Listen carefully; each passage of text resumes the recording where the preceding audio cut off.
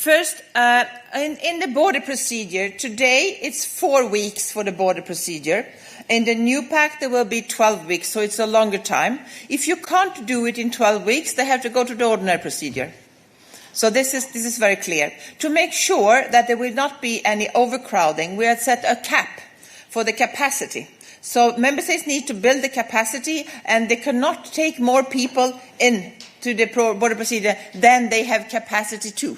Otherwise, they have to go to, if there is an overflow, so to say, with the capacity, they have to go to the ordinary procedure. And then we have much better protection in the reception directive on what kind of reception conditions need to be in place for the migrants. So it's much better protection of the individuals here. And we have also now, that was one of the things that was agreed this morning, there will also be the free legal counseling for the whole process for the individuals, which also helps to ensure that they will have a proper process.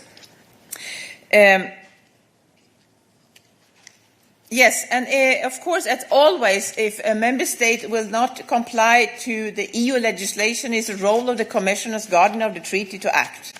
But can I also say that when we started this journey together, Margaritis and I traveled around to meet with a lot of all governments, and we have been working on rebuilding trust between member states. And I think that we have a situation today shown by that we have a broad majority in the Council for the Pact, shown by that we could get a unanimous decision to, for the first time in 20 years, activate the Temporary Protection Directive, that we have now are carried out a voluntary solidarity mechanism with a lot of member states that are part of it. We have seen a lot of all member states actually acting together to solve problems. So I think that is important to continue building on a mutual trust between member states, and they realize that it's a win-win situation when they help each other, and it's a lose-lose if they don't.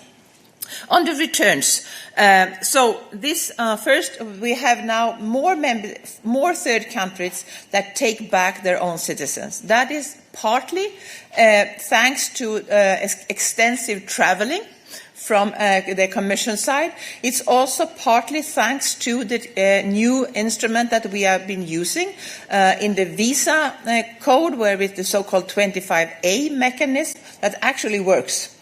When we put sanctions or measures on visas, and then third countries start to cooperate much better.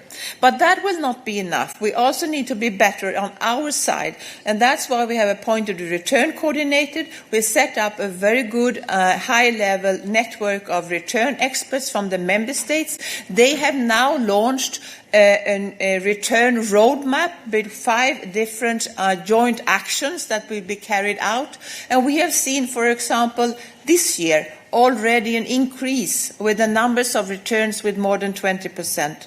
Of course, more needs to be done, but we are actually making progress in this area. Thank you very much.